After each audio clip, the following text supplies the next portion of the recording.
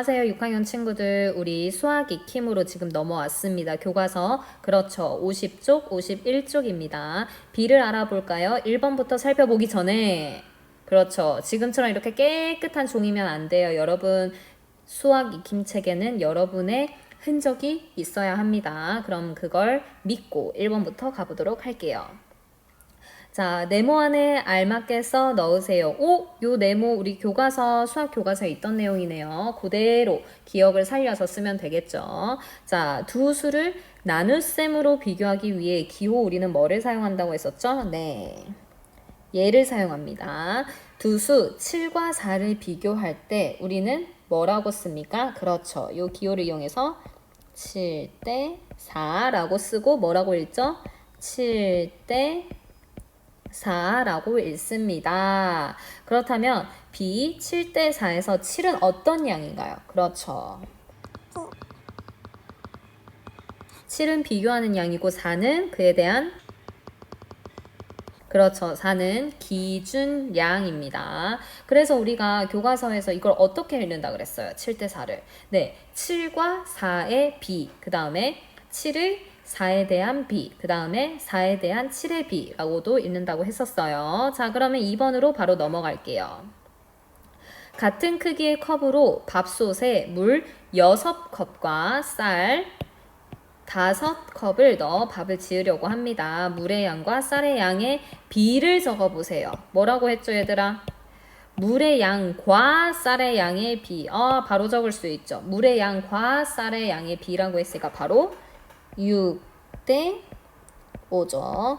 뭐뭐 과라고 했을 때는 요 앞에 있는 말이 뭐가 되는 거라고 그랬어요? 기준 양이에요? 비교하는 양이에요? 네, 비교하는 양. 그 다음에 뒤에 있는 말이 기준 양이 됩니다. 3번으로 넘어갈게요. 그림을 보고 네모 안에 알맞은 수를 써 넣으세요. 옷이 여러 개가 보입니다. 옷이 참 많네.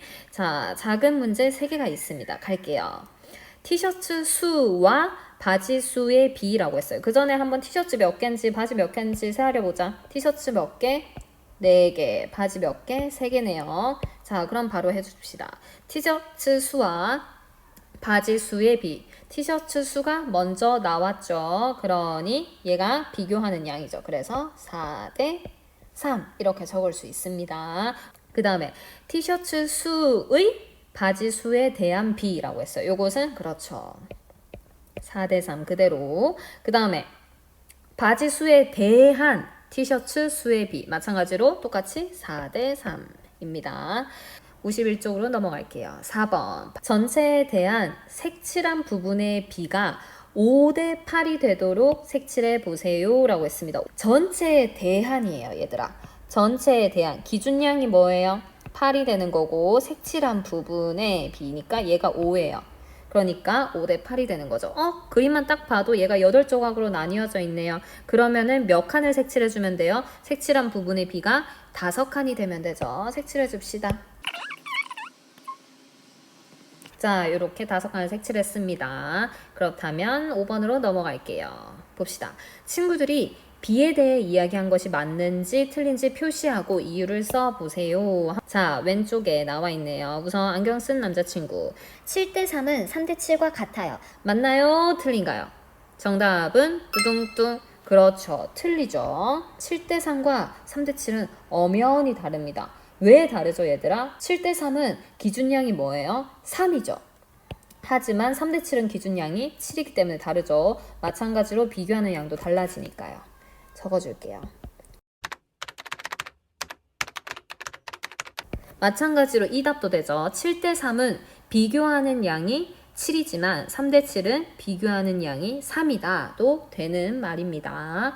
자, 그 다음에 두 번째. 우리 반의 전체 학생은 25명이고 여학생은 13명이에요. 우리 반의 여학생 수와 남학생 수의 비는 13대 12예요. 자, 얘들아. 전체 반이 25명이면요. 여학생이 13명이래요. 그럼 남학생은 몇 명이에요? 25에서 13 빼면은 그렇죠. 남학생은 12명이 됩니다. 자, 그렇다면 여학생 수와 남학생 수의 비 13대 10이 맞나요? 맞나요? 아닌가요? 그렇죠. 정답은 맞습니다. 맞습니다. 뭐뭐와 뭐뭐의 비. 자, 왜냐면 남학생 수는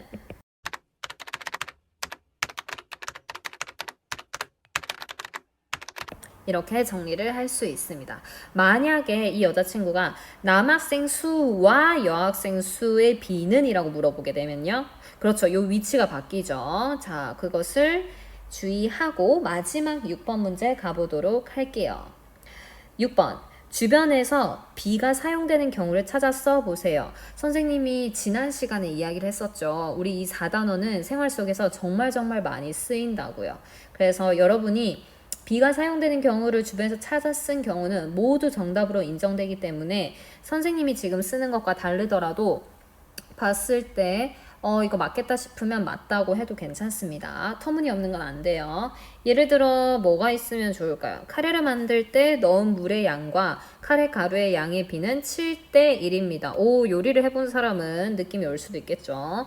자, 위에 있는 예시를 조금 가지고 있어도 되고요. 선생님은 지난번에 달고나 커피에 대해서 이야기를 한번 했던 것 같은데 선생님은 달고나 커피를 할게요.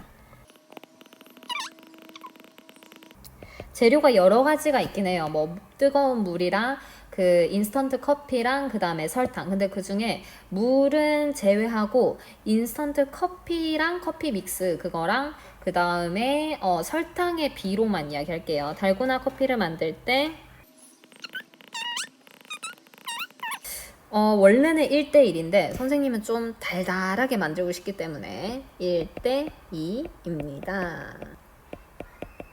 이렇게 적도록 하겠습니다. 이 외에도 비교가 되는 부분들은 다 가능합니다. 자, 그래서 이렇게 우리 수학 익힘 50쪽, 51쪽 마무리했어요. 여러분 비에 대해서 조금 연습이 됐나요? 그렇다면 이번 수학 익힘 시간도 너무 고생 많았습니다. 우리 다음 수학 시간에 만나요. 안녕.